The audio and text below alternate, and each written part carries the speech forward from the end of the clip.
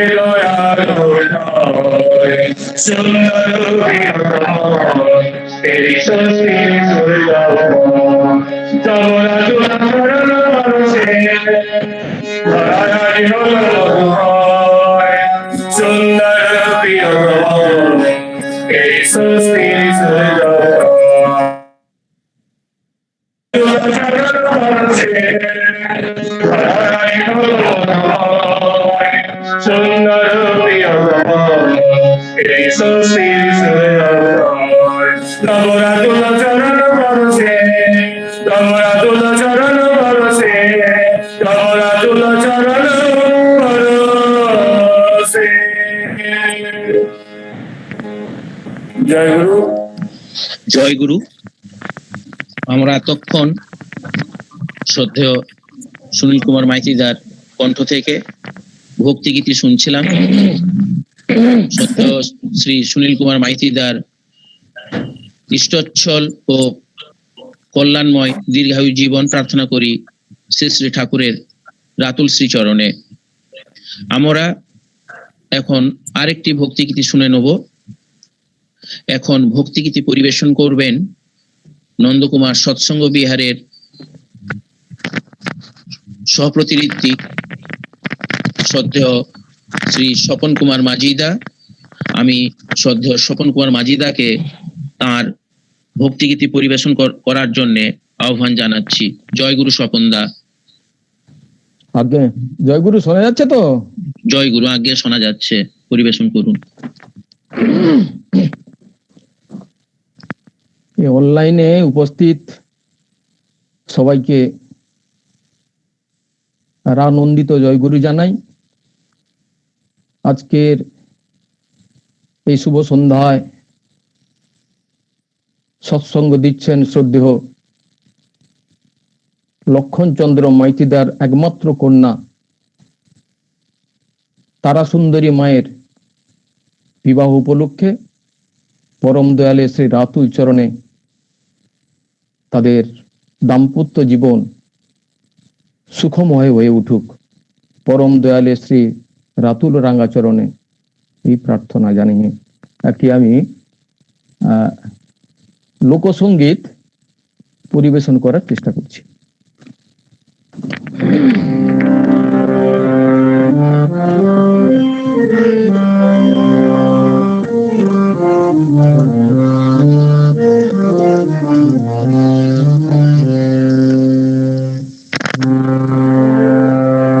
মিলন হবে কত দিনে,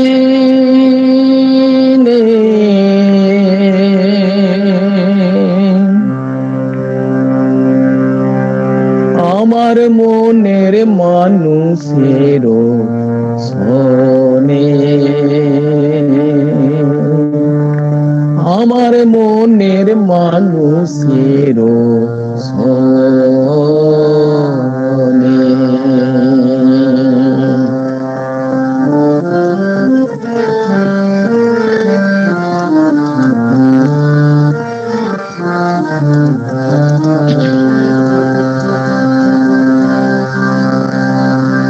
মিলন হবে কত দিনে,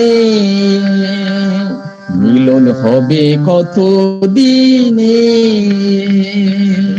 আমার মনের মানুষের সনে, আমার মনের মানুষের সনে। ও মিলন হবে কত দিনে, মিলন হবে কত দিনে, ও মিলন হবে কত দিনে, আমার মনের মানুষের সনে, ও আমার মনের মানুষের সনে।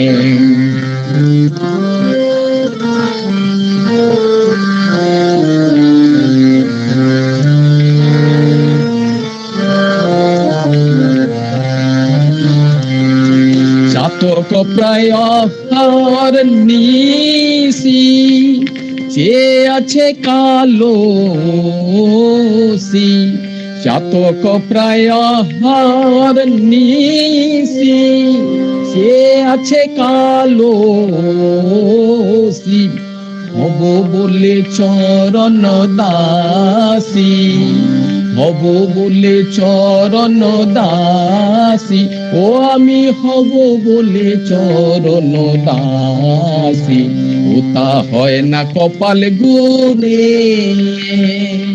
ও তা হয় না কপাল গুনে, হয় না কপাল গুনে, আমার মনের মানুষের সনে, ও আমার মনের মানুষের সনে, ও মিলন হবে কত দিনে, ও মিলন হবে কত দিনে, আমার মনের মানুষের সনে, ও আমার মনের মানুষের সনে।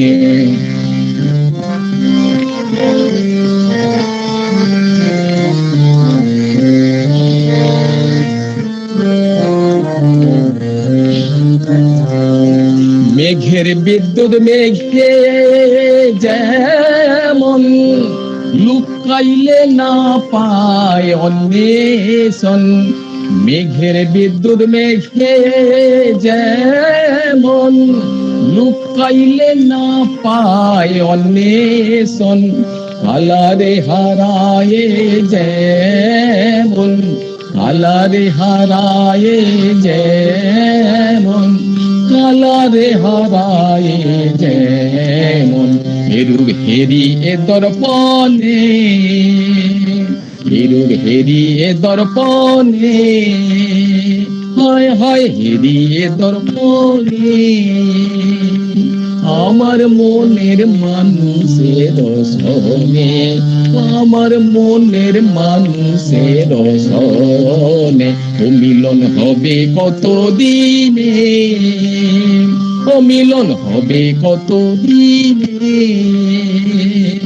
আমার মনের মানুষের সনে, ও আমার মনের মানুষের সনে।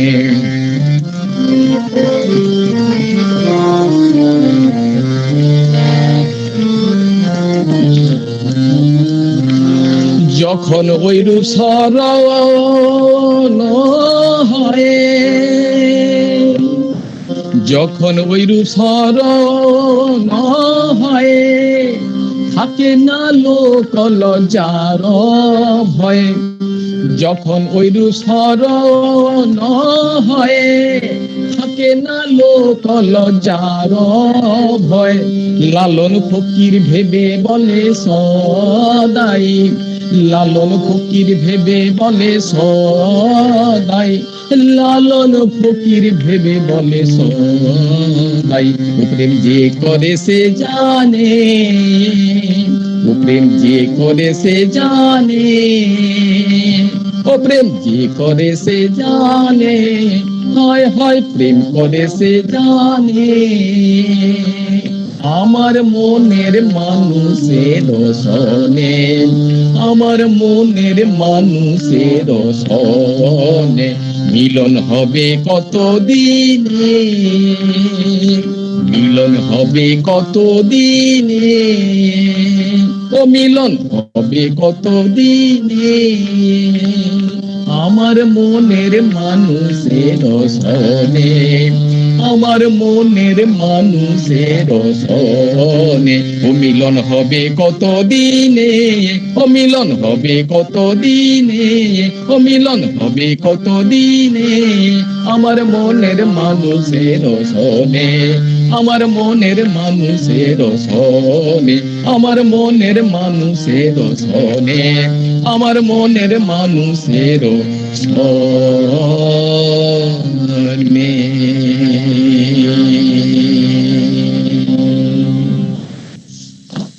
জয় গুরু। জয় গুরু। আমরা এতক্ষণ সঙ্গীত শ্রবণ করছিলাম। আমি শ্রদ্ধেয় শ্রী স্বপন কুমার মাঝিদার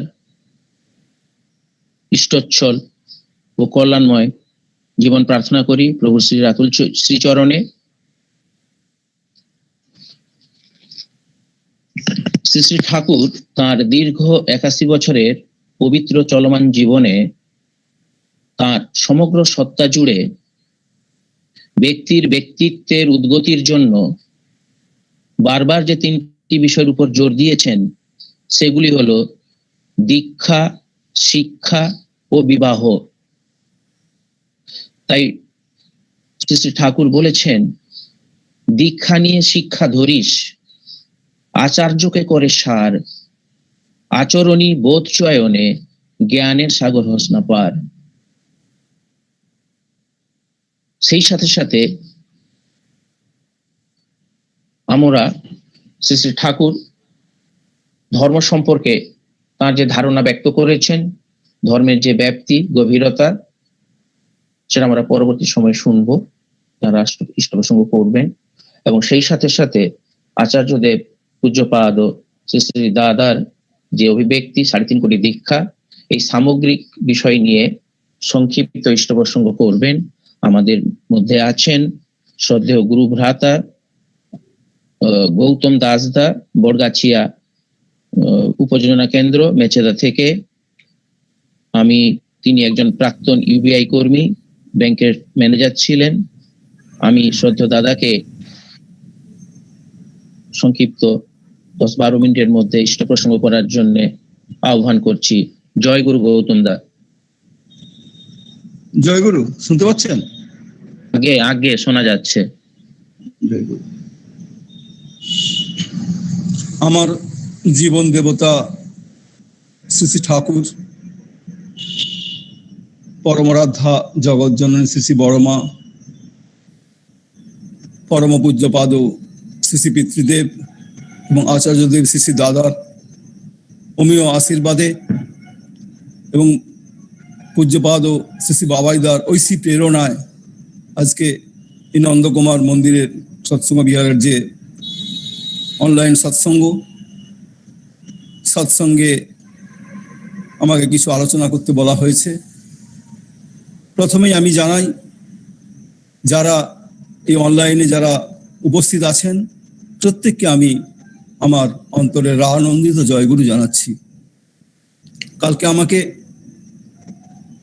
আমার গুরু ভ্রাতা বদ্রীনাথ মাইতিদা আমাকে বললেন যে আজকে আমাকে কিছু আলোচনা করতে হবে ঠাকুর সম্বন্ধে। আজকে তার বোনের বিয়ে, তো ঠাকুর সম্বন্ধে যে আলোচনা আমরা কতটুকু করতে পারি, আমরা কতটুকুই জানি। তিনি সত্যানুসরণে বলেছেন যে প্রেমী তাকে জানতে পারে, প্রেমীর সঙ্গ করতে হবে, প্রেমী একমাত্র তাকে জানতে পারে। তো তার কথা বলার যোগ্যতা বা ভাষা আমার নেই, তবু যতটুকু আমি চেষ্টা করছি তার কথা বলতে। আজকে যেহেতু তার বোনের যেহেতু বিবাহ, তাই পরম পিতার রাতুল চরণ তাদের সর্বাঙ্গীন মঙ্গল কামনা করছি। বিবাহ সম্বন্ধে 2-1 কথা বলার চেষ্টা করছি। ঠাকুরের 2-1 বাণী আমার এই মুহূর্তে মনে পড়ছে, যেহেতু তার বিবাহ সেই জন্য আমি বলছি যে ঠাকুর বলছেন যে সদৃশ্য ঘরে বিয়ে ভালো, রক্ত দুষ্টি না থাকে যদি, থাকে নিষ্ঠা সহকারে অনুগতি সহকৃতি।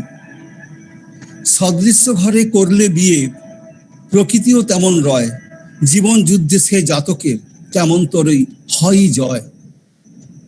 আবার বলছেন যে সেও সদৃশ্য বরেণ্য কিনা, কুল বংশের সঙ্গতি নিয়ে দেখে শুনে হিসেব করে সেই বরে দিস মেয়ের বিয়ে। আবার একটা জায়গায় ঠাকুর বলছেন যে সেও ঘরের কন্যাকে যে তুই বউ রূপে তুই নিলি, স্বর্গতপা বংশটি তোর মরণ মুখে দিলি। ঠাকুরের কত কথা। আর একটা জায়গায় তিনি বলছেন যে স্বগোত্রেতে বিয়ে করা সেটাও কিন্তু ভালো নয়, সমান লোহের বিক্ষোভেতে হয় বংশের অপচয়। আবার বলছেন যে প্রতিলোমে করলে বিয়ে 2টি বংশই নষ্টে যায়, ওই বিষেরই সংক্রমণে জাত সমাজ দেশ নষ্ট পায়। উন্নয়ন আর সুপ্রজনন এই তো বিয়ের মূল, যেমন তেমন করে বিয়ে করিস না কবুল। আবার একটা জায়গায় তিনি বলছেন যে উঁচুর মেয়ে নিজ নে ঘরে দিস উঁচু বরে, ঘরে থাকবে লক্ষ্মী বাঁধা জনে থাকবে ভরে। মেয়ে যদি সদিচ্ছাতে বরে না সৎ বরে, কার বউ কার ঘরে যায় ঠিক পাবে কি করে। ঠাকুরের প্রচুর বাণী আছে বিবাহ সম্বন্ধে। একবার ঠাকুর, আমার পরম প্রেমময় আমার শ্রী শ্রী ঠাকুর, তিনি শ্রদ্ধেয় সুশীল দাকে পাঠিয়েছিলেন, যে আমাদের নেতাজি সুভাষচন্দ্রের বাড়িতে পাঠিয়েছিলেন, জানকীনাথ বসুর বাড়িতে পাঠিয়েছিলেন একবার সুশীল দাকে। সুশীল দা এসে তার বাড়িতে কয়েকটা দিন ছিলেন। থেকে যখন তিনি ফিরে গেলেন আশ্রমে, ঠাকুর জিজ্ঞেস করলেন, সুশীল দা কেমন দেখলেন? সুভাষের মা প্রভাবতী দেবীকে কেমন দেখলেন? সুশীল দা বলছে, আমি সকালবেলা দেখলাম যে অতি প্রত্যুষে তিনি ঘুম থেকে উঠে তার প্রাতঃ কাজ করে, গুরু পূজা করে, নাম ধ্যান করে কি করলেন না, তার স্বামীর ঘরের সামনে এসে সাষ্টাঙ্গে প্রণাম করলেন। প্রণাম করার পরে স্বামীকে ঘুম থেকে তুললেন।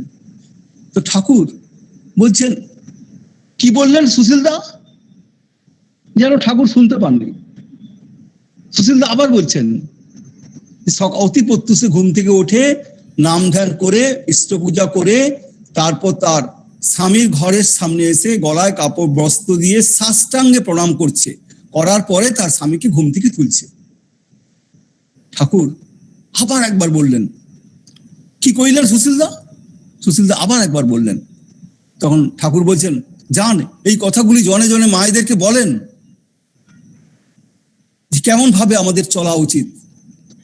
আজকে আমাদের এই সময় এইভাবে ভাবা উচিত, কারণ দেশের যা অবক্ষয়, এতে ভালো ভালো মানুষ আসার জন্য ঠাকুর বলেছিলেন বিবাহ সংস্কার করতে। সিআর দাসকে বলেছিলেন যে বিবাহ সংস্কার করুন। দাসদা বললেন, তাতে তো অনেকদিন সময় লাগবে। বলে, তাতে কি হয়েছে, আমরা যে খারাপ হয়েছি, খারাপ হতে আমাদের অনেক দিন সময় লেগেছে। তাই এখন থেকে যদি আমরা চেষ্টা করি যে কিছুদিনের মধ্যে আমরা আবার সেই জায়গাতে আমরা ফিরে যেতে পারবো, আমরা আবার আগেকার জায়গাতে ফিরে যেতে পারবো। আজকে আমরা যে ঠাকুর যে কে, ঠাকুর যে তিনি আমাদের কেমন ভালোবাসেন, তিনি যে আমাদের কেমন মঙ্গল চান, ঠাকুরকে ধরলেই, ঠাকুরকে নিয়ে যদি একটু আমরা চিন্তা করি, তাহলে আমরা বুঝতে পারবো যে সত্যি তিনি কে। আজকে আমাদের সামনে এখন বিশাল একটা দায়িত্ব এসেছে। আচার্য দাদা বলেছেন 3.5 কোটি দীক্ষা আরো দরকার। আমাদের প্রায় 3 কোটির বেশি দীক্ষা হয়েছে। দাদা বললেন, আর দাদা যে বললেন, দাদার কিন্তু এটা নিজের কথা নয়, দাদার মুখ থেকে সেই ঠাকুরই বলছেন যে আরো 3.5 কোটি দীক্ষা। তো তাই আমাদের এখন চেষ্টা করতে হবে যাতে করে ওই দীক্ষাটা যেন আমরা কমপ্লিট করতে পারি। আর দীক্ষা দাদা যখন বলেছেন, দীক্ষা কিন্তু হবেই, দীক্ষা হবেই। জগন্নাথের রথ টানা চলছে, আমি যদি জগন্নাথের রথে যদি রশ্মিটাতে যদি হাত দিয়ে একটু টানি, তাতেও রথ যাবে। যদি আমি না হাত দিই, তাতেও কিন্তু রথ যাবে।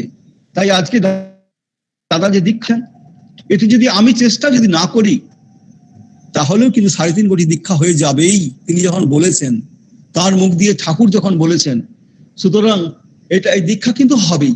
কিন্তু আমাদের চেষ্টা করতে হবে, আমাদের চেষ্টা করতে হবে যাতে করে এই দীক্ষাটা আমরা করতে পারি। যে যতটা চেষ্টা করব আমরা ততটা হয়ে উঠবো। আজকে এই যে দীক্ষার জন্য আমাদের প্রত্যেককে ভাবতে হচ্ছে, আমরা যে 3 কোটি মানুষ যে ঠাকুরকে নিয়ে চলছি বা চলার চেষ্টা করছি, আমরা কিন্তু প্রতিনিয়ত চিন্তা করছি যে কি করলে, কার কাছে বললে, কিভাবে চললে দীক্ষাটা হবে। এই যে সবসময় যেন আমাদের মধ্যে একটা যেন কাঁটার মতো একটা কিছু বিধে আছে, একটা খচখচানি ভাব আছে। এবং আমরা এই যেটা করছি, এইটাতে কিন্তু আমরা মঙ্গলের কোলেই আছি। আজকে আমার প্রায় বলতে ইচ্ছা করে যে আজকে আমরা এই ঠাকুরের কাছে এসেছি বলে, আমরা যে আচার্য দেবের সান্নিধ্যে আছি বলে, তার দয়াতে, তার দয়া অনুভব করছি। তিনি চাইছেন আমরা চুপচাপ ঘরে বসে থাকলে আমরা আবার অন্যরকম হয়ে যাব। তিনি চাইছেন একটা রুটি গরম থাকতে থাকতে সেঁকতে চাইছেন, তাতে করে রুটিটা ফুলে উঠবে। তাই আমরা এই যে একটা খারাপ সময়ের মধ্যে আমরা যাচ্ছি, এই সময় থেকে আমরা বেরিয়ে যাওয়ার জন্য তিনি চাইছেন যে আরো 3.5 কোটি দীক্ষার জন্য আমাদের প্রত্যেকে চেষ্টা করতে হবে। প্রতিটা গুরু ভাইকে চেষ্টা করা উচিত যাতে 2টো করে আমরা দীক্ষা নিয়ে আসতে পারি। আর আমরা চেষ্টা করলে কিন্তু পারবোই, এটা হবেই, হয়ে আছে। শুধু আমাদের একটু নাম ধ্যান করে জেনে নিতে হবে ঠাকুরের কাছে বসে, যে ঠাকুর তুমি দয়া করে জানিয়ে দাও তোমার কোন সন্তানটার কাছে গেলে সে তোমার নাম নেবে। প্রতিদিন আমাদের একটু নাম করাটা বাড়াতে হবে, যজন করাটা একটু বেশি করে করতে হবে। যজন করলে কি হবে না, যাজন কিন্তু এমনিতেই হবে। যাজন এমনিতেই হবে, যতটা আমরা যজন করব, যতটা ঠাকুরের নাম ধ্যান করব, ততটাই কিন্তু আমার মধ্য দিয়ে ঠাকুর ফুটে উঠবে। বাবাই এক জায়গা বললেন যে মূলো খেলে মূলোর ঢেকুর দেয়, আর ঠাকুরকে খেলে ঠাকুরের ঢেকুর দেয়। জায়গাতে আমাদের ঠাকুরের কথা বলতে হবে।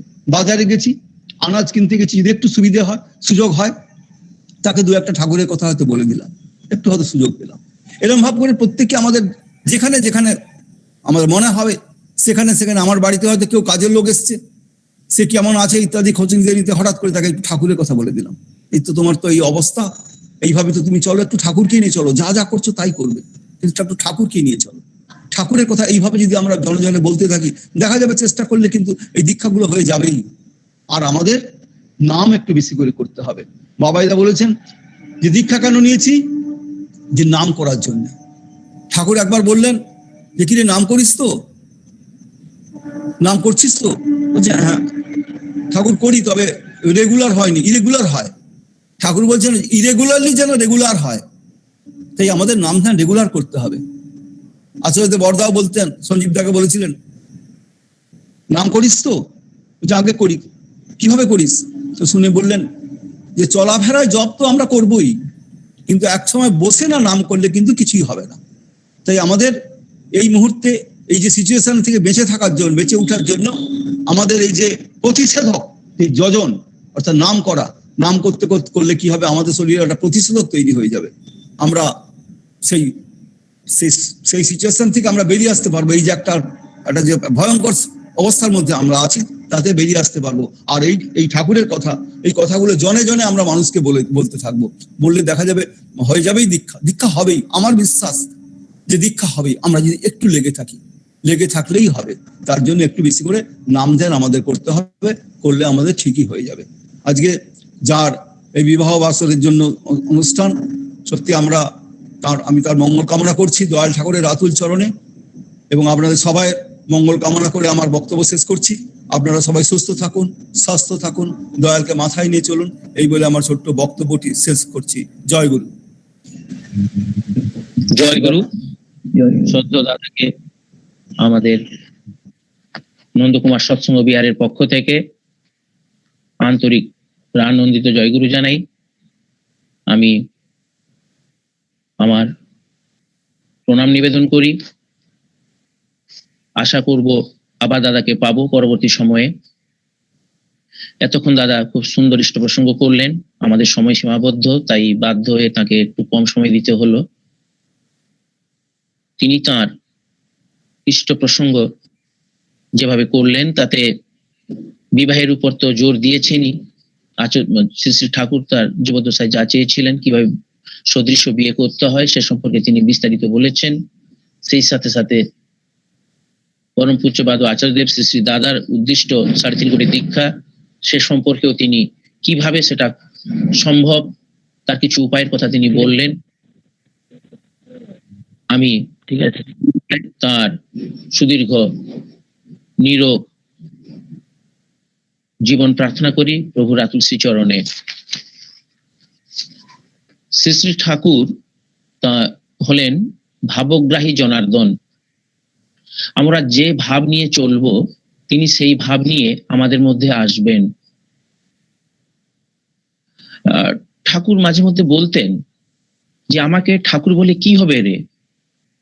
যখন লোকে তোদের ঠাকুর বলবে, তখন আমাকে ঠাকুর বলা তোদের সার্থক হবে। তাই জীবনের লক্ষ্য ঈশ্বর প্রাপ্তি, প্রাপ্তি মানে আপ্তি, তাকে আপন করে নেওয়া, তাকে নিয়ে নিবিড় ভাবে চলা, জীবনে পাথেয় করা, জীবনকে তার কাজে উৎসর্গ করা, তার ভাবনায় ভাবিত হওয়া। আর শ্রী ঠাকুর তার সমগ্র বাণী দিয়ে সমগ্র জীবনে যে যে কথাগুলোর উপর জোর দিয়েছেন, সেগুলো হচ্ছে আদর্শে দীক্ষা, সদাচার পরায়ণতা, একমুখী আদর্শানুরাগ, গতিশীলতা, সক্রিয় সেবা। সেই সাথে সাথে আজকের এই যে সৎসঙ্গ, আমাদের আমাদের কল্যাণিয়া তারা সুন্দরীর বিবাহ দিবস উপলক্ষে দশবিধ সংস্কারের একটি অন্যতম সংস্কার বিবাহ, সে সম্পর্কে ঠাকুর অনেক কথা বলেছেন, আলোচনাও হলো। আরেকটা কথা বলি, ঠাকুর বলছেন a man is breed then educated. আগে তো একটা মানুষ জন্মায়, তারপরে সে শিক্ষা লাভ করে। তাই জন্মশুদ্ধ না হলে শিক্ষা কুশিক্ষায় পরিণত হয়। ঠাকুর কি করে রাষ্ট্র জীবনকে, সংসার জীবনকে, সমাজ জীবনকে সুন্দর করতে হয়, তার জন্য যে সুপ্রজননের প্রয়োজন সে সম্পর্কে বলছেন, রাষ্ট্র পূজার অর্ঘ্য জানিস, সুজননের সুসন্তান, যে ঐশ্বর্যে দেশবাসী সব, আপদ হতে পাই ত্রাণ।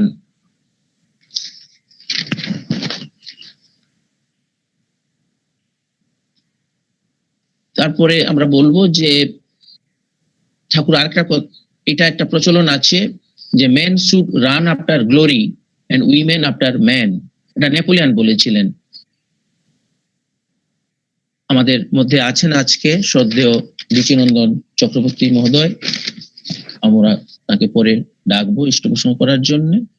এখন পুরুষোত্তম বন্দনা করবেন নন্দকুমার সৎসঙ্গ বিহার থেকে, নন্দকুমার সৎসঙ্গ বিহারের দায়িত্বপ্রাপ্ত ইষ্টপ্রাণ কর্মী শ্রদ্ধেয় রাধেশ্যাম সামন্তদা।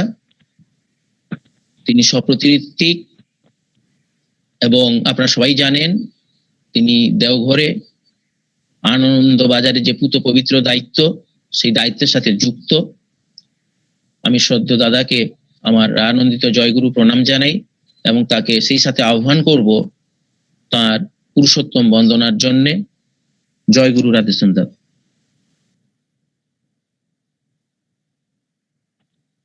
জয়গুরু শোনা যাচ্ছে তো? আগে জয়গুরু শোনা যাচ্ছে। আচ্ছা, পুরুষোত্তম বন্দনা।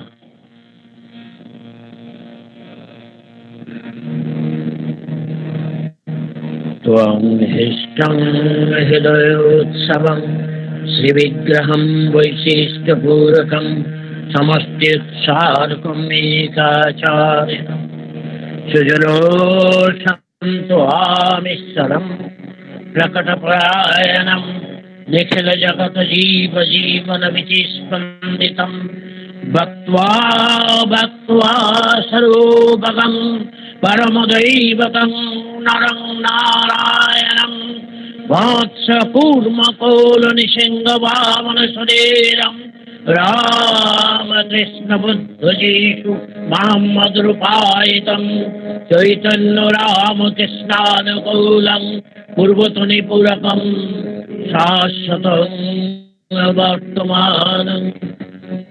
ব্যক্তি দম্পতি গৃহ সমাজ রাষ্ট্র উদ্ধারণে যজন যাজন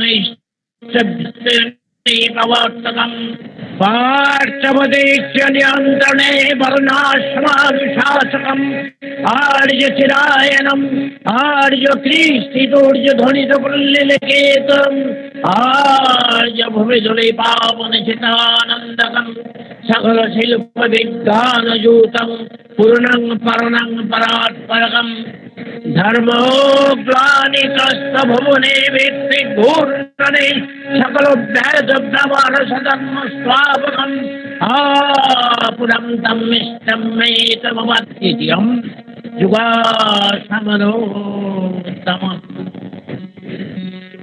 প্রেমোচ্ছলনরবুধীতম অনুমথম অনুমথম রবিনার্যতীর্থঙ্করং বিচিত্রনীলকম বিশ্বমিলন হবন নবীন বেদদায়নম বিনায়ক ভাস্করম রণোতণ্ড ক্ষুব্ধে তিষ্ঠে বিসৃষ্টি লোকে অভ্যর্থিতমিত্বাচার পরিদত্তিকে মণ্ডলে জীব জগৎ জীবন চারণ করুণাময় স্বামী তোমার দয়ায় লভিছি জনামে সকলে পেয়েছি আমি আজি এই প্রভাতে কর্মারম্ভে তোমার বন্দে পুরুষোত্তমম বন্দে পুরুষোত্তমম বন্দে পুরুষোত্তমম।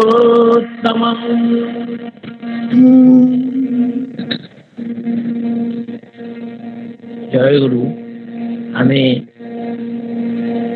আরেকটা ঠাকুরের জীবন আদর্শ সম্পর্কে ছড়া দেওয়া আছে, সেই গানটা শেষ করছি।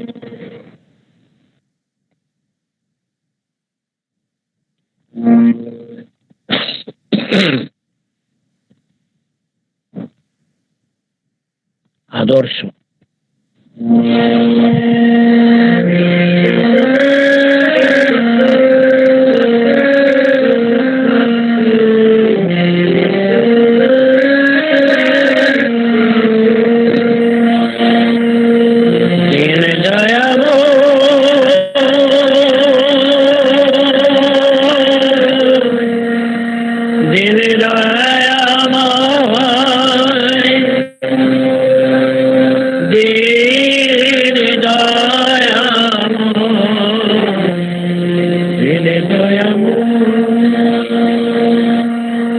দয়াময় ডাকছে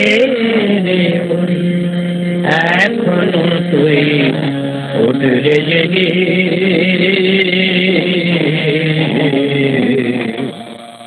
জীবন ব্রতে অতি হয়ে ইষ্ট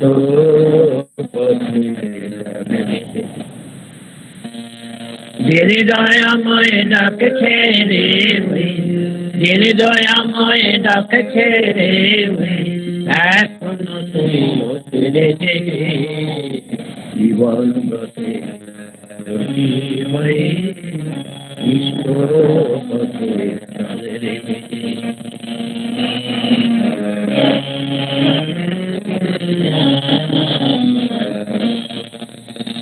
বাজার ঘুরে বাঁচতে গুরু নিষ্ঠা গেল জাহান্নামে, ভাঙবে কি তোর শঙ্কা মনে, হবে কি কিছু লাখ জন্মে। বাজার ঘুরে বাঁচতে গুরু নিষ্ঠা গেল জাহান্নামে, ভাঙবে কি তোর শঙ্কা মনে, হবে কি কিছু লাখ জন্মে। তাই বুদ্ধ ইশারে বিভেদ করি শ্রী চৈতন্য রসুল কৃষ্ণে, জীব ধাবে আবির্ভূত হন একই ওরা তাও জানিস নে। তাই সিদ্ধান্তে যে আসতে না রে, সিদ্ধান্তে যে আসতে না রে, তোরি চলন বিবেক বুদ্ধি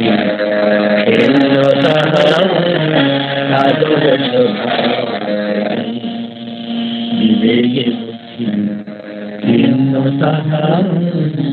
আদর দিন দয়াময় ডাকছে রে, দিন দয়াময়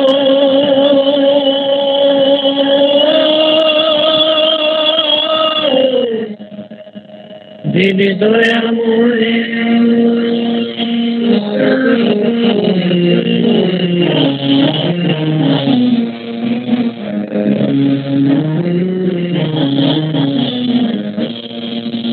নিজে সিদ্ধ না হয়ে যে লোকে মন্ত্র পায়, নিজের করে সর্বনাশা যজমানের ভয়। নিজে সিদ্ধ না হয়ে যে লোকে মন্ত্র পায়, নিজের করে সর্বনাশা যজমানের ভয়। তাই দেব দেবতা হাজার ঘড়ি, দেব দেবতা হাজার ঘড়ি, আচার্য যায় ইষ্ট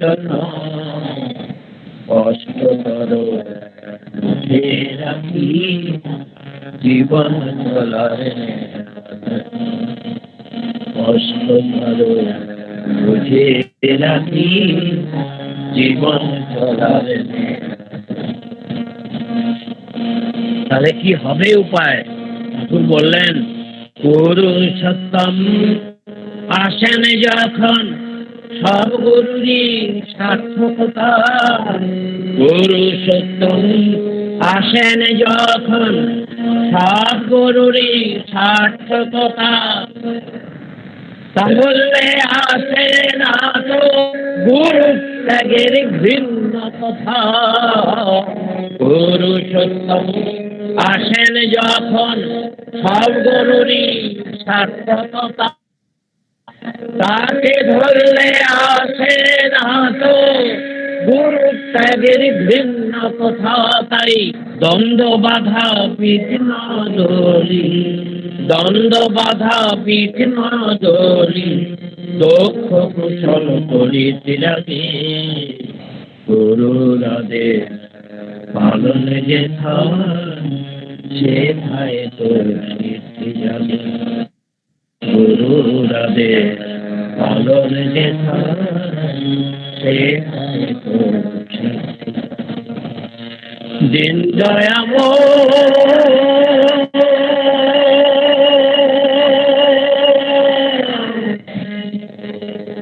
দিন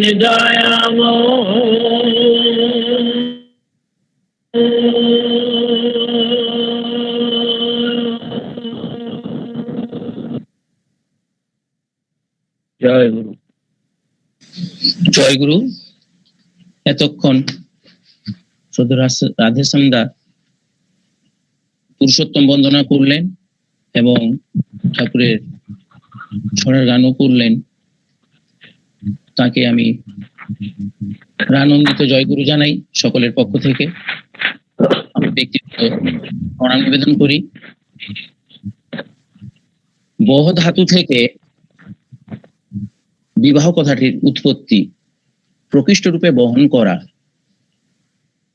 নারীর যে 8টি বৈশিষ্ট্য, নিষ্ঠা, ধর্ম, শুশ্রূষা, সেবা, সাহায্য, সংরক্ষণ, প্রেরণা ও প্রজনন, এগুলোকে প্রকৃষ্টভাবে বহন করাই হচ্ছে নারীর ধর্ম। ঠাকুর অনেক কথা বলেছেন। জাত জনম জীবন নারীর হাতে, সূচির নিয়ম তাই হয় মানাতে।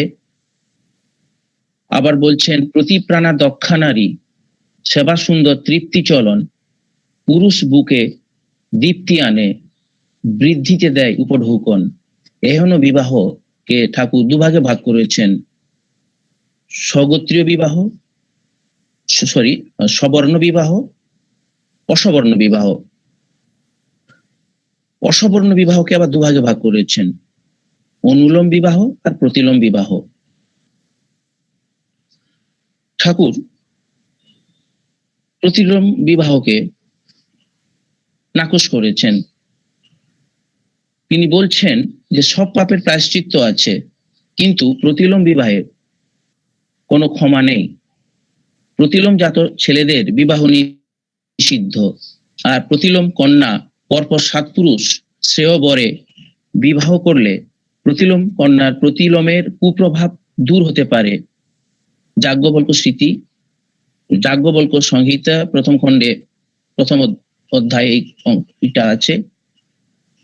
ঠাকুর আবার বলছেন যে সজীব যেমন যৌন জীবন, সুন্দর সদাচারী, দীপ্ত কৃতি সেজন, আয়ুর অধিকারী।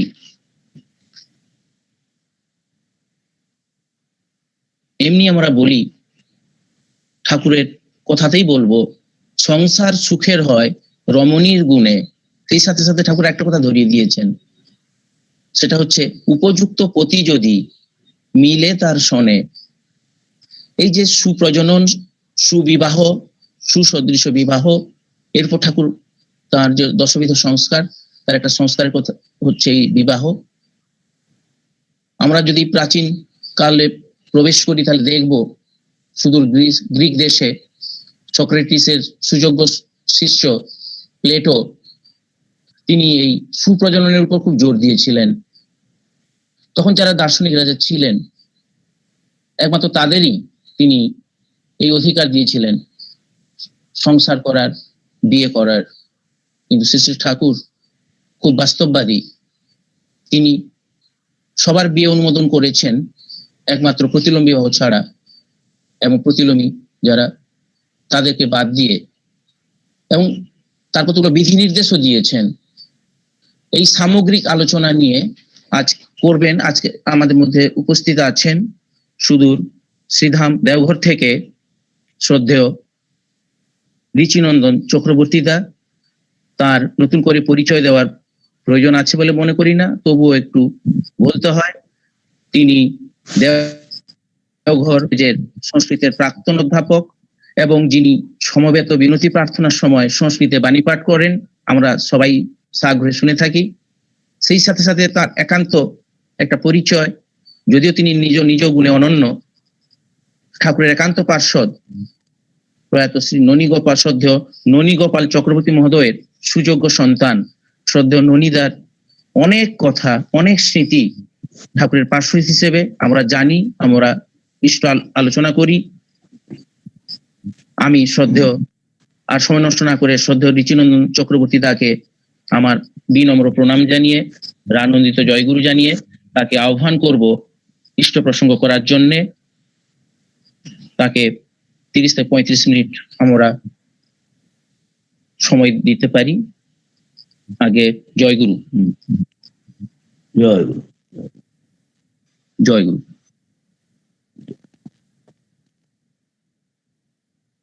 প্রিয় পরম প্রেমময় শ্রী শ্রী ঠাকুরের রাতুল চরণে আমরা বিশ্ববাসী সকলে অনন্ত কোটি প্রণতি নিবেদন করি। পরমারাধ্যা জগৎ জননী শ্রী শ্রী বড়মার রাতুল চরণে, পরম পূজ্যপাদ আচার্যদেব শ্রী শ্রী বড়দার রাতুল চরণে, পরম পূজ্যপাদ আচার্যদেব শ্রী শ্রী দাদার রাতুল চরণে ও পরম পূজনীয় বাবাইদার রাতুল চরণে আমরা বিশ্ববাসী সকলে অনন্ত কোটি প্রণতি নিবেদন করি। আর আমার অনন্ত কোটি গুরু ভাই যারা প্রিয় পরমকে তাদের মস্তকে, তাদের অস্তিত্বে, তাদের বক্ষে, তাদের হৃদয়ে, তাদের সর্বসত্তায় একমাত্র কেবল বলে ধারণ করে আছেন এবং যাকে বিতরণ করা জীবনের একমাত্র ব্রত বলে তারা ধারণ করেছেন, হৃদয় বিনিময়ে যাদের একমাত্র লক্ষ্য, সেই অনন্ত গুরু ভাইয়ের প্রতি আমার অনন্ত রাজ শ্রদ্ধা জয় গুরু নিবেদন করলাম। আপনারা দয়া করে গ্রহণ করুন, আমাকে কৃতকৃতার্থ করুন। আজকে আমি একটা নেমন্তন্নে এসেছি। নেমন্তন্নে খাওয়া দাওয়া আর এগুলো বেশি করাই ভালো। আর একটু মজা হোক সামনে। এই হোক প্রথমের দিকে যে খাওয়া দাওয়া হয়, আজকাল যে ফুচকা টুচকা খাওয়া হয়, সে ভালোই হয়েছে, খুব সুন্দর। আর আমার একটা কথা আজকে বলতে খুব আনন্দ হচ্ছে যে আমার সহপাঠী, আমার থেকে প্রায় বছর 8 বড়, কিন্তু সহপাঠী, খুব সুন্দর। তার গলাটি এখনো দেখেছেন? আমি শ্রীযুক্ত রাধেশ্যাম মাইতির কথা বলছি। এই গলাটা, এই 80 বছর প্রায় বয়স হলো তার। হ্যাঁ, তার গলাটার এতটুকু আমি তো আর কাউকে দেখিনি এরকম, এত সুন্দর, এত স্টেডি গলা। এমনি বলার সময় চেহারাও সেই রকম। আমাদের থেকে যুবক, আমার থেকে অত বয়স বেশি হলো, 8 বছর হলো, আমার থেকে অনেক যুবক দেখায় তাকে, আমাকে অনেক বার্ধক্যের মতো দেখায়। তো চলাটা অত সুন্দর। আর ওই পরমপিতা তো সমস্ত ব্রহ্মাণ্ডটা রান্না করে রেখেছেন। আমার বাবাকে তিনি একসময় বলতেন, আগে একটা কথা বলে নি, আজকে যে বিবাহ সম্বন্ধে যে শ্রী শ্রী ঠাকুরের নীতিবিধি কথা বলা হচ্ছে, এটা কিন্তু আজকে প্রসঙ্গ নয়।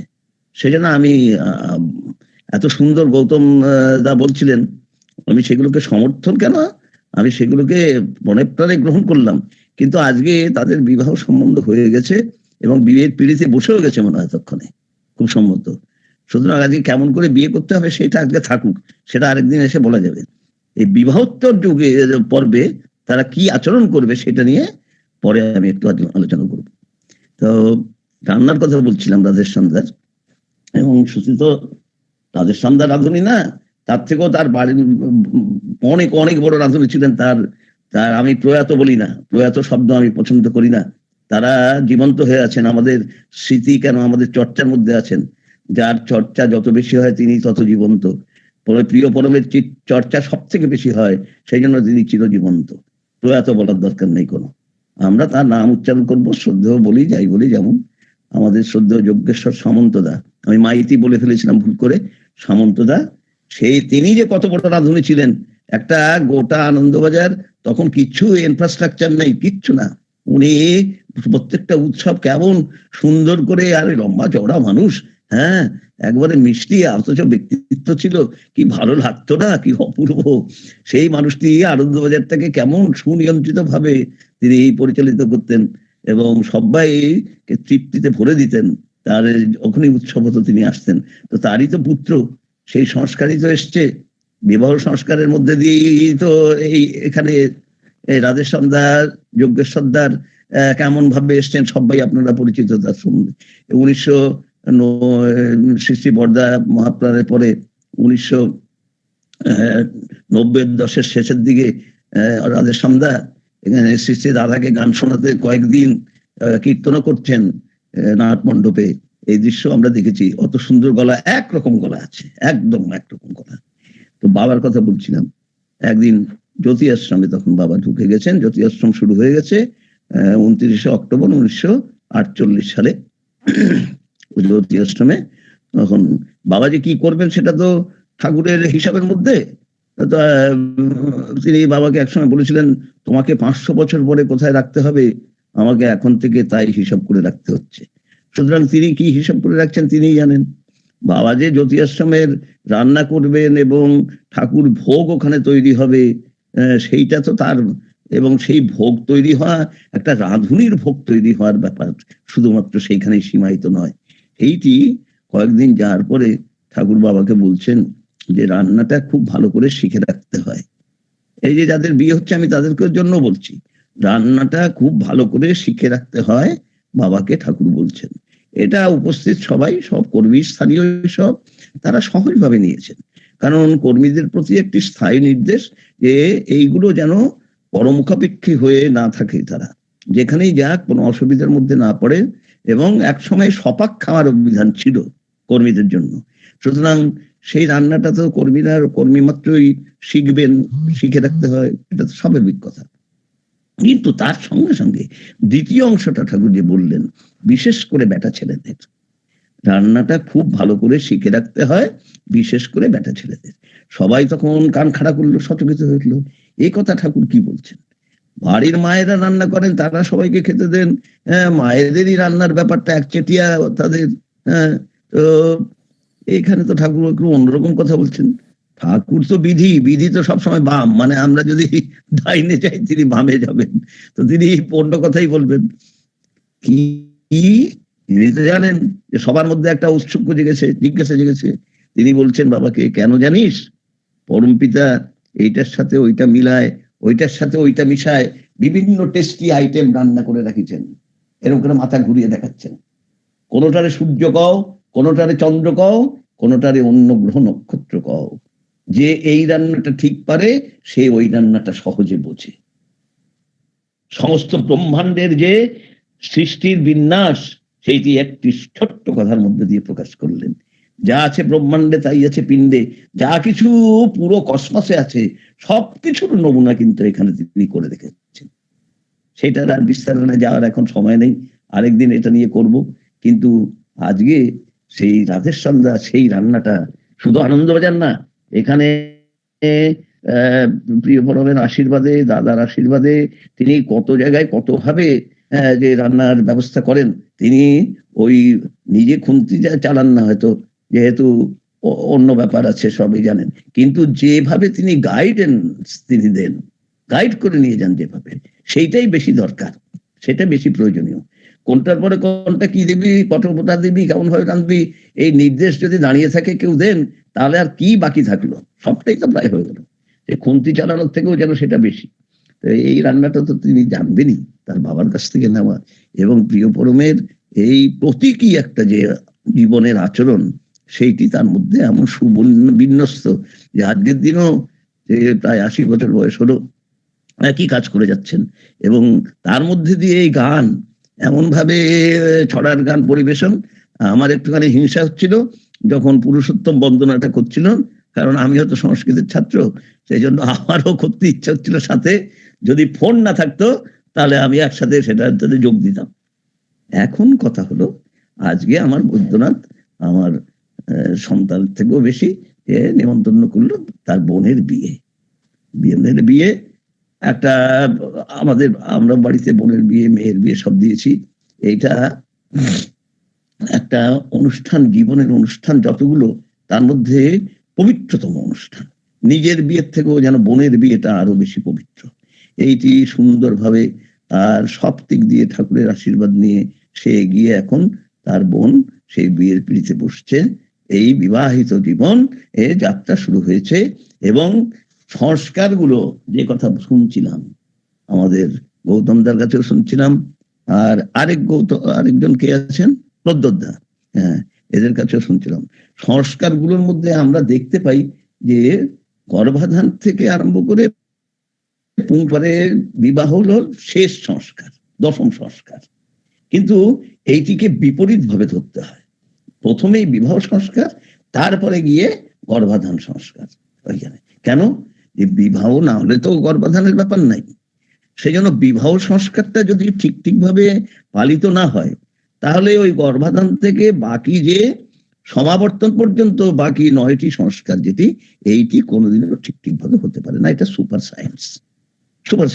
কেউ যদি ওই ধরনের মেশিন বার করতে পারে, মেশিন তো ওই মেশিনের থেকেও বেশি বড় মেশিন মানুষের যে জীবন, কিন্তু এই জীবনের মধ্যে যে মেশিনটি বসানো আছে সেটি মানুষ পড়তে পারে না।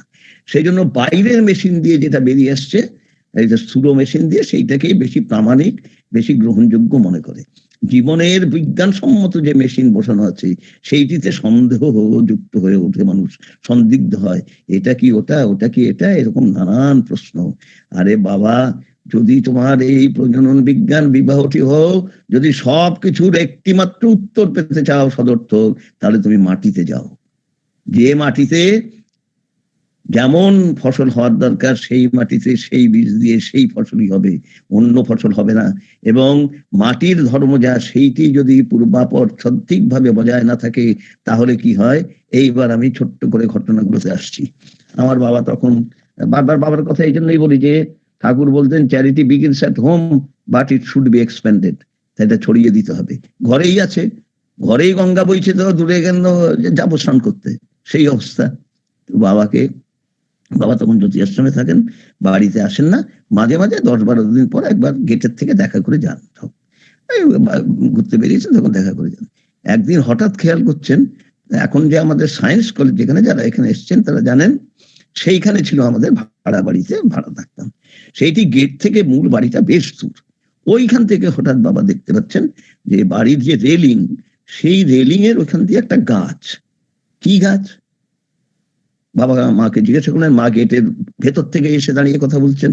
মা বললেন যে ওই গরুর ওই একটা লাউয়ের বীজ পড়ে গেছিল, এটা দেখি নিয়ে গাছ তুমি লাগাইছিলে? বলে না না, ও নিজের থেকেই পড়েছে, কখন হয়ে গেছে। তা বেশ ভালো তো হয়েছে, বেশ লকলকিয়ে উঠছে, সুন্দর দেখা যাচ্ছে, আমি তো এতদিন খেয়াল করি নাই। বলে না, এ তো রোজই বেড়ে যাচ্ছে, এত বেড়ে যাচ্ছে। হ্যাঁ, ওই গরুর টিয়ে পড়ে তো, গোবর চনা এসব পড়ে, ওই বাড়ছে, হয়ে গেল। এইবার বাবা ঠিক করলেন যে তার প্রথম ফলটি, লাউটি, ঠাকুর ভোগে দেবেন। সেই জন্য আর একটু বেশি তাড়াতাড়ি আসতে লাগলেন, 2-3 দিন পর পরই আসতে লাগলেন। এবং জিজ্ঞাসা, তোমার কি হলো, সেই গাছের কি হলো, ঠিক আছে তো? মা বলেন, হ্যাঁ হ্যাঁ, খুব সুন্দর, আরো বেড়ে গেছে। হ্যাঁ, দেখতেই তো পাচ্ছি, দূর থেকেও দেখা যাচ্ছে, সবুজ বড় বড় পাতা, লকলকিয়ে চারিদিকে ছাপের মতো ফনায় বিস্তার করতে করতে এগিয়ে যাচ্ছে। তখন আরো কয়েকদিন যাওয়ার পরে বাবা মাকে জিজ্ঞেস, কি গো, তোমার লাউ হয় নাই এখনো? বলে, হচ্ছে তো, জালি পড়ছে, এখানে কিছুদিন পরেই দেখা যাচ্ছে তাতে পোকা ধরে যাচ্ছে। হ্যাঁ, পোকা ধরে যাচ্ছে, আর একটু জল টল দিয়ে একটুখানি খুঁচিয়ে টুচিয়ে দিও। না, সেইগুলো তো দিচ্ছি, যা করার। জল আর কি দেবো, ওখানে তো জল পড়েই আছে, সবসময় জলের জায়গায়। আচ্ছা, দেখো ঠিক হবে। আবার কয়েকদিন পরে বলে যে, কি তোমার লাউ হয় নাই? বলে না, একটা বড় হয়ে আসছিল, সেটাও দেখি পোকা ধরে গেছে। এইবার বাবা মাকে জিজ্ঞাসা করলেন যে কেন এরম হচ্ছে। এবং বাবার বাচনিক আপনারা সবাই শুনুন, যে একটি গ্রামের অর্ধশিক্ষিত, ও মোটামুটি বলা যায়, যেহেতু তিনি স্কুলে যাননি, পড়াশোনা করেছেন ভালোই, কিন্তু অর্ধশিক্ষিত যাকে বললি আমরা, সেই হিসেবে অর্ধশিক্ষিত। তিনি একেবারে ঘর ছাড়া বাইরে যাওয়ার কোনো ব্যাপারই নাই, এমন একটা মানুষ, যে কোনো যারা বিদ্যান পণ্ডিতের সাথে মেশেনি, এই মানুষটির মুখ দিয়ে প্রজনন বিজ্ঞানের একটি চরম কথা সেদিন তিনি শুনতে পেলেন। আমার বাবা বললেন যে আমার বহুদিনের যে জানার সামনে একটা কালো পর্দা যেন কে সরিয়ে দিল। মাকে জিজ্ঞাসা করলেন কেন এমন হচ্ছে, বাবা জিজ্ঞাসা করলেন, বলে যে পোকা টোকা হয়ে যাচ্ছে কেন, একটাও না। বললেন যে দেখো ওই সার বেশি হয়ে গেছে, গরুর সার, হ্যাঁ সার বেশি হয়ে গেছে, তার মানে মাটির যে গুণবত্তা, মাটির যে গিয়ে বীজের থেকে অনেক গুণ বেশি হয়ে গেছে, ফল হচ্ছেই না, হলেও কানা। খবরদার, এই মাটিকে দেখো, আগে মাটিকে দেখো। যদি ঠিক ভাবে করতে চাও, যদি এই এক একটি মহিরুহে পরিণত করে তার শাখা প্রশাখার সমস্ত প্রান্তে যদি অমৃত ফল ফলাতে চাও, তাহলে মাটির যে গুণবত্তা বৈশিষ্ট্য তাকে বজায় রাখো, তাকে নষ্ট করো না।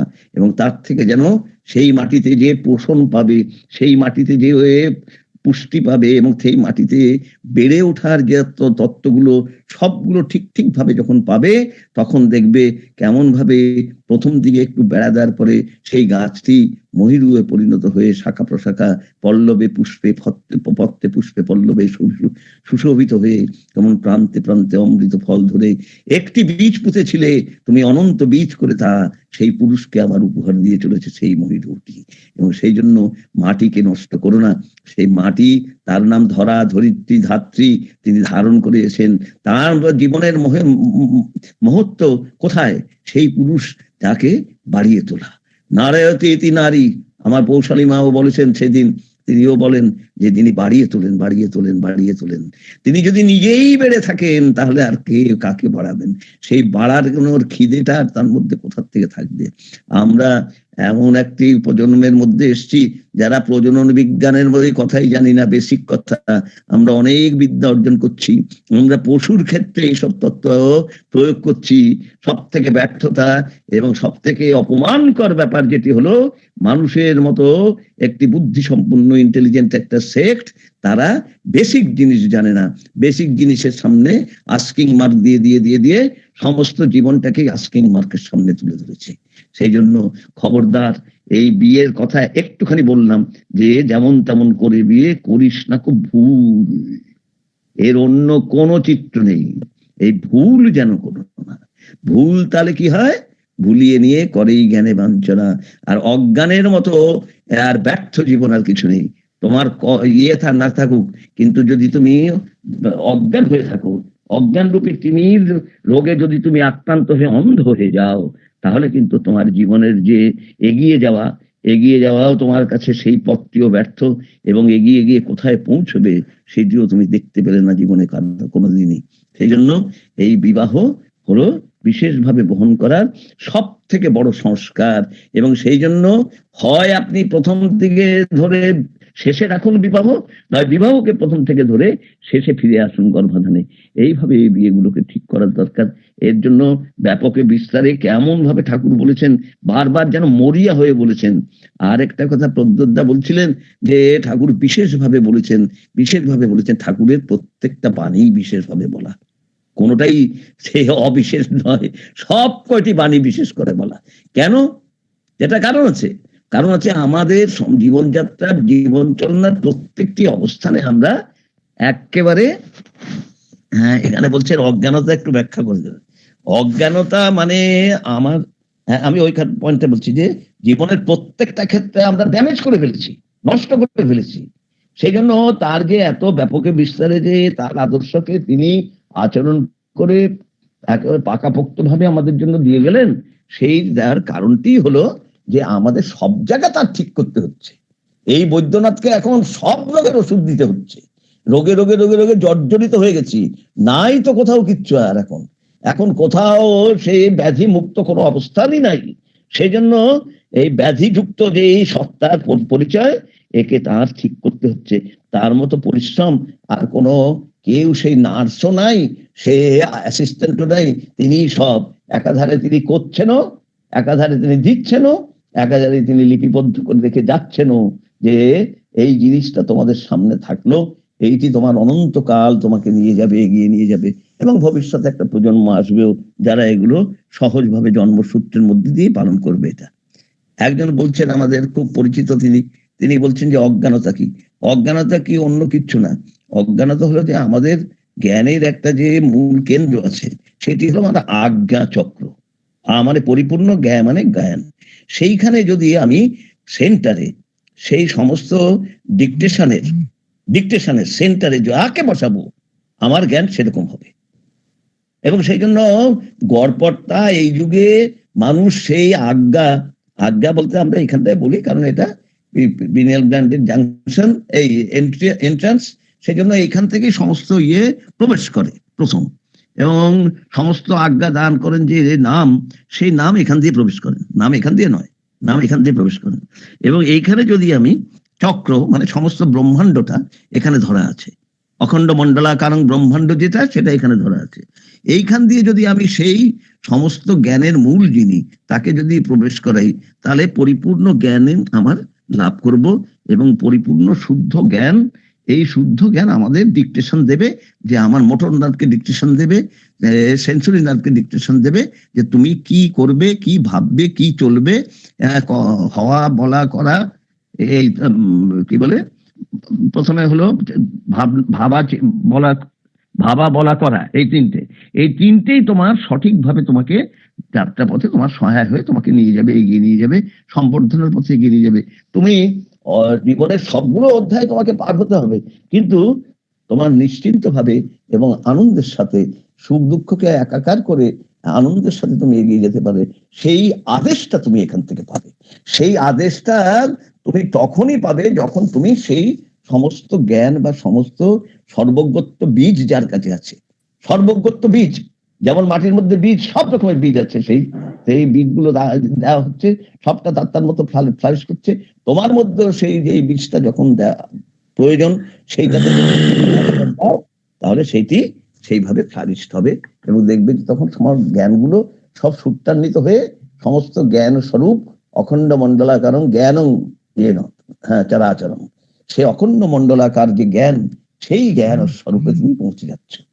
এইবার আরেকটি অন্য ঘটনার মধ্যে দিয়ে কি অপরেশদা কিছু বলবেন? আর অপরেশদা কিছু বলবেন কি?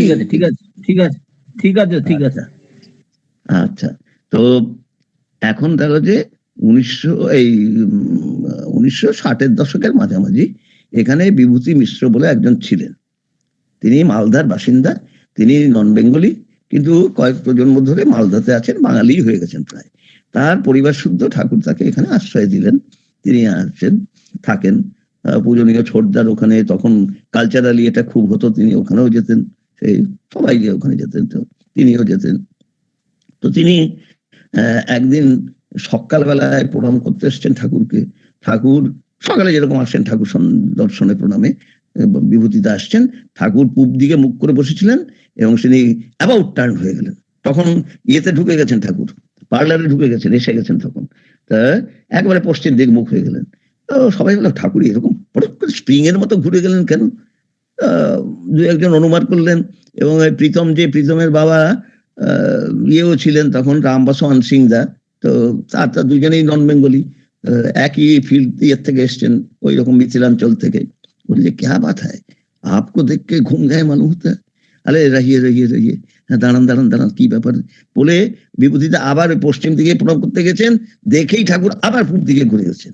দুইবার করার পরে উপস্থিত সবাই বুঝে গেল যে ঠাকুরের এই অদ্ভুত আচরণের কারণ বিভূতিদা। এরপরে আবার ঘুরে আসছে বিভূতিদা, তখন ঠাকুর পা নিচের দিকে জুতো খুঁজছেন, জুতোটা এগিয়ে দেওয়া হলো। একেবারে বিদ্যুৎ বেগে তিনি, কেউ কিছু বোঝার আগেই শ্রী বড়মা বসে থাকতেন ওইখানটায়, মেমোরিয়ার দিকে মুখ করলে বাঁ দিকে যে ঘরটা, সেই ঘরটায় বসতেন। তিনি কিছু নিচু হয়ে কিছু কাজ করছিলেন, হঠাৎ ঠাকুর তার পাশে এসে বসলেন। কিছু বোঝার আগেই তিনি মানে বলতে নাই কথায় ভূত দেখার মতো চমকে উঠলেন। ঠাকুর এসে কিছু না বলে ওইখানে বসে বললেন, নামতে যাচ্ছিলেন, উঠতে যাচ্ছিলেন, তুমি বসো বড় বউ, তুমি বসো। একেবারে শান্ত। এই যে একটা অস্থির ভাব মুহূর্তে কোথায় গায়েব হয়ে গেল। হাঁ করে তাকিয়েছেন বড় মা, অপেক্ষা করছেন ঠাকুর কি বলবেন। বড় বউ, তুমি বলো তো, আমি জীবনে তোমার সাথে কোনোদিনও কোনো রূঢ় ব্যবহার করেছি?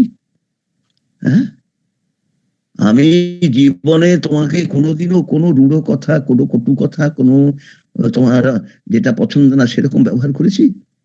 তুমি বলো একবার, তুমি বলো। এই কথা শুনেই বড় মা নিজের অজান্তেই চোখ দিয়ে জল বেরোতে লাগলো।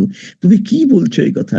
তুমি এটা আমি স্বপ্নেও তো আমি ভাবতে পারি না যে তুমি আমার সাথে কোনোদিনও এটা করতে পারো।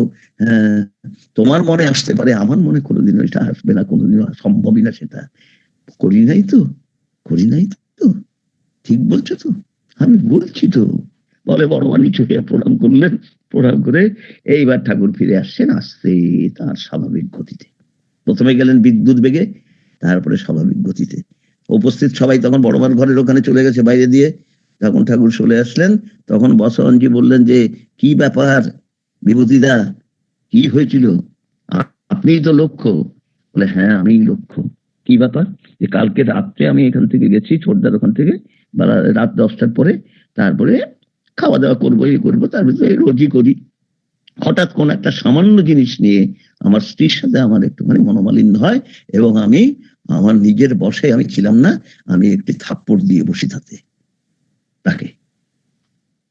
ঠাকুর কি একজনের উপর কোনো অজান্তেও তিনি অপরাধ করতে দেবেন না? এ কেমন ঠাকুর? কোথায় একান্তে 1 কিলোমিটার দূরে তিনি আছেন, আর ঠাকুর এইখান থেকে সেই ঘটনা দেখে তিনি এই আচরণ করলেন যে, তোমার প্রণাম আমি নিই না, তোমার প্রণাম আমি নিতে পারি না। তুমি তোমার স্ত্রী অবলা, সে সহধর্মিণী, সে পবিত্রতার সাথে তোমাকে স্বামী বলে বরণ করে নিয়েছে। তুমি পরের ঘরের মেয়েকে আপন ঘরে নিয়ে এসছো। এই একটি মেয়ে, গোটা মেয়েটাকে তুমি তাকে দান করে দিয়েছে, তোমাকে একটা মানুষ দিয়ে দেওয়ার একজনকে, এর থেকে বড় দান আর কি হতে পারে? তুমি তার উপর আঘাত করলে, প্রহার করলে। এই জীবন তোমার? আমাদের এই নতুন বিয়ে এমন সুন্দর ভাবে যেন এগিয়ে যায়, এমন সুন্দর ভাবে যেন সেই প্রিয় পরমের ইচ্ছা, ওই কথাটি যেন দিনের শেষে যায় যে, তোমার উপর আমি কোনোদিনও বিরূপ আচরণ করিনি। সেই জন্যই একটু আগে যে বলছিলেন যে তুমি সতী সাবিত্রীর মতো স্ত্রী হও, আমার সঙ্গে সঙ্গে খেয়াল রাখতে হবে যে তুমি যেন রামচন্দ্র এবং সত্যবানের মতো পুরুষ হও। এইভাবে জীবনকে এগিয়ে নাও, এবং জীবনের জয়যাত্রায় আর 4 মিনিট আছে আমাকে এই জয়যাত্রায় দিয়েছেন। 4 মিনিট আমি বলছি যে ঠাকুর বলছেন কেমন স্বামী স্ত্রীর সম্পর্ক। বলেন যে, এই দার্জিলিং এর ট্রেন দেখেছিস? উন্নয়ন আর সুপ্রজনন, এই তো বিয়ের মূল। এই উন্নয়নে যায়, পাকদণ্ডিতে উপর দিকে যায় দার্জিলিং এর ট্রেন, উন্নয়নে। সেই ট্রেনের প্রথমে থাকে একটি ইঞ্জিন এবং পেছনে থাকে একটি ইঞ্জিন, মাঝখানে কতগুলো বগি থাকে। প্রথম ইঞ্জিনটি ইষ্ট, শেষের ইঞ্জিনটি স্ত্রী, মাঝখানে বগিগুলো পুরুষ, অল্প কটা বগি, এবং তার পেটে কাচ্চা বাচ্চা হয়ে যে যাত্রীরা। প্রথম ইঞ্জিনটির সাথে পুরুষ রূপী যে কম্পার্টমেন্ট, যে বগি, তার কাপলিং দৃঢ়ভাবে বাঁধা থাকে। এটাকে আমরা গঠবন্ধন বলি, গাঁট ছড়া বেঁধে দেওয়া হয়। প্রথম গাঁট ছড়াটি কোথায় বাঁধা হয়? প্রথম গাঁট ছড়াটি ইষ্টরূপী যে ইঞ্জিন সামনে, যিনি আমাকে পুল করবেন, তিনি নিয়ে যাবেন উন্নয়নে, আমার জীবনের সবকিছু। আর পেছনের ইঞ্জিনটি স্ত্রীরূপী, সে কিন্তু তার স্বামীকে দেখছে, তার স্ত্রী পুত্রকে, তার পুত্রাদিকে দেখছে, সন্তানাদিকে দেখছে। সেই ইষ্টকে প্রত্যক্ষভাবে দেখতে পাচ্ছে না, সে ঠেলা দিচ্ছে, পুশ করছে। এই জীবনে তুমি এগিয়ে যাও। তোমার যদি তুমি স্ত্রীর কাছ থেকে পুশ আশা করো, তুমি তাহলে ইষ্টের সাথে পুলটি প্রথমে আশা করো, এবং সেই পুলটির জন্য তোমার কাপলিং বা গাঁট ছড়াটি নিবিড় ভাবে কোষে আটকে দাও। তা না হলে যদি শিথিল হয় সেই বন্ধন, পিছনের ধাক্কাটে কিন্তু তোমাকে ছাড়বে না। তুমি সেই অনন্ত খাদের অতল গহ্বরে পড়ে চুরমার হয়ে যাবে। জীবন কোনো কঠিন জিনিস, ইষ্টের সাথে যুক্ত হও। 4টি জিনিস জীবনে, কি কি? আহার, বস্ত্র, বাসস্থান না, এই 3টি নয়, তার সাথে ইষ্ট, আহার, বস্ত্র, বাসস্থান, এই 4টি নিয়ে জীবন। জীবন ফুলে ফলে শোভিত হয়ে উঠুক। আমরা সবাই মিলে এই নবদম্পতিকে ঠাকুরের চরণে আশীর্বাদের জন্য প্রেরণ করি। তারা সেই আশীর্বাদ মাথায় নিয়ে আমরা তাদের চির শান্তিময় জীবন, চির সম্বর্ধনাময় জীবন, এবং অনেক জীবনকে উদ্দীপন করার যে একটি সম্পূর্ণ পরিষ্কার মূর্ত জীবন, সেই জীবনের অধিকারী হয়ে উঠুন। আমার তারা সুন্দরী নামটি বড় সুন্দর, আমার জামাইয়ের নাম জানা হয়নি, সেই তারা সুন্দরীর মতো তিনি হয়তো কোনো চন্দ্রলোক থেকে আসছেন, সেই তারার সাথে চন্দ্রের এক অপূর্ব মেলবন্ধন ঘটেছে। আজ আমরা সবাই মিলে আনন্দ উপভোগ করি, খাওয়া দাওয়া করি, আর আনন্দ করে মিষ্টি নিয়ে মধুরেণ সমাপয়েৎ একটি গান শুনে বাড়ি যাই। জয় গুরু। জামাইয়ের নাম অনিবেশ হাজরা। হ্যাঁ, কিছু বললেন? হয়ে গেছে বলা আমার। জয় গুরু। জয় গুরু। তখন মন্ত্রমুগ্ধের মতোই শুনলাম তার এই মধুর প্রবচন। যেখানেই আমরা শুনি মন্ত্রমুগ্ধের মতোই শুনি। সত্য দাদাকে নন্দকুমার সত্যেন্দ্র বিহারের পক্ষ থেকে আনন্দিত জয় গুরু। আমার জয় গুরু থেকে প্রণতি নাই। দাদা জামাইয়ের নাম অনিমেষ হাজরা। দাদা জামাইয়ের নাম অনিমেষ হাজরা। বাহ বাহ বাহ বাহ, খুব ভালো। আচ্ছা আচ্ছা। তো দাদা এতক্ষণ যে বিষয়টার উপর জোর দিয়েছেন সেটা হচ্ছে মনোভূমি। স্বামী স্ত্রীর মনোভূমি কেমন হবে? সুসন্তান এমনি আসেন, মনোভূমিকে তৈরি করতে হয় এবং সেইভাবে বৈধি মিলনের ভেতর দিয়ে এই সুসন্তান আসতে পারে। মৃত্তিকার ন্যায় আমাদের যে মনোভূমি সেটাকে তৈরি করতে হবে। এবং দাদা সুন্দর কথা বলেছেন, পুশ অ্যান্ড পুল। আমি যদি ইষ্টে পুশ না করি তাহলে আমি পুল অর্থাৎ স্ত্রীকে টানতে পারবো না, ঊর্ধ্বমুখী। না না, ওটা না, ইষ্ট পুল করেন এবং স্ত্রী পুশ করেন। স্ত্রী পুশ করে, হ্যাঁ, ইষ্ট পুল করেন, বুঝলে? আগে আগে আগে হ্যাঁ হ্যাঁ, একটু হ্যাঁ, তাড়াতাড়ি বলা হচ্ছে। ঠিক আছে, বলো বলো। হ্যাঁ, তো সেই প্রসঙ্গে বললাম দু একটা বাণীর কথা। বাঁচতে হলে বাঁচার বিধান মেনে তোমার চলতে হবে।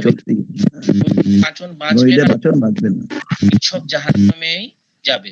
আরেকটা কথা বলছেন, শ্রেষ্ঠ যদি শ্রেষ্ঠ না হন তোমার পরিবেশে, শ্রেষ্ঠত্ব তো থাকবে কোথায়, চলবি আফসোসে। তো আমরা আফসোস করব না। তো আমাদের এই যে দশবিধ সংস্কার, এই দশবিধ সংস্কার মেনে বিশেষ করে দাম্পত্য জীবনে যে পারস্পরিক শ্রদ্ধাশীল হওয়া দরকার, বিশেষ করে বৃত্তিমন অনুসারী যে স্ত্রী হওয়া দরকার, স্বামীর দোষ দর্শন না করা, তারপর স্বামী স্ত্রী উভয়ের প্রীতিপূর্ণ আচার ব্যবহার এবং পরস্পরের প্রতি সহনশীল হওয়া, এটা যেমন দরকার, সেই রকম আরেকটা দাদার কথার পরে আমার বলা ধৃষ্টতা হয়ে যায়। একটা কথা এখানে জুড়ে দিই। দাদা তো বলেছেন যে স্ত্রীর চাহিদায় সহবাস করলে না হয় শক্তি নাশ। তো এইগুলো যদি বিধিমাফিক আমরা মেনে চলি তাহলে দাম্পত্য জীবন সুখেরই হয়। আরেকটা তিথির কথা বলেছেন দাদা, হয়তো সময় হয়নি, আমরা দিয়েছিলাম, আমি খুব সংক্ষেপে বলে দিচ্ছি যে দুটো তিথিতে এই দাম্পত্য মিলন পরিহার করতে হয়। একটা হচ্ছে একাদশী তিথিতে, আর একটা হচ্ছে ওই কৃষ্ণপক্ষের অষ্টম তিথিতে। একাদশ তিথিতে স্বামী স্ত্রীর মিলনে চোর সন্তান ভূমিষ্ঠ হয়, আর কৃষ্ণপক্ষের অষ্টম তিথিতে বেভিচারী সন্তান ভূমিষ্ঠ হয়। তাই সুপ্রজনন একান্ত। আবার বারের দিকেও আছে, এটা পরবর্তীতে আরেকটু রাখলে এটা বার হিসাবেও আছে, একটু বিশদে। হ্যাঁ, এই বেসিকটা বলে দিয়েছে। আর যে আরেকদিন এইসব বিষয় দেখে না আলোচনা করা আমরা বার পাবো, আমাদের সেই প্রত্যাশা আছে। এখন আমি আর দীর্ঘায়িত করব না। আমি শ্রদ্ধেয় রাধেশ্যামদাকে আহ্বান করব ধ্বনি দেওয়ার জন্য। রাধেশ্যামদা। জয় গুরু। আমি বিশেষ করে আমাদের সকল গুরু ভাই, মানে আমাদের দয়ালধাম থেকে ঋচিতাকে পেয়ে মনোমুগ্ধকর সবকিছুই হৃদয় বিদায়ী কথা, সাংঘাতিক ব্যাপার। হৃদয়ঙ্গম করলাম। এখন পরমপিতা রাতুল শ্রীচরণে তার সুস্থ স্বাস্থ্য সুদীর্ঘ জীবন প্রার্থনা করি। আর পরবর্তীকালে আমরা ইচ্ছা করছি আবার দেখছি তাকে পাবো। এখন বন্দে পুরুষোত্তম ধরণীটা দিয়ে আমাদের সমাপ্তি ঘোষণা হবে। দাদা আপনার ভিডিওটা একটু অন করুন, আপনাকে দেখতে চাই। রাধাশ্যাম দা আপনার ভিডিওটা একটু অন করুন দাদা, জয়গুরু দেখতে চাই আপনাকে।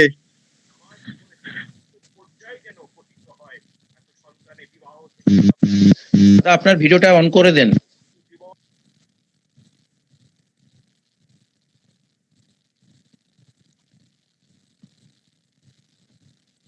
বুঝতে পারছেন না নাকি?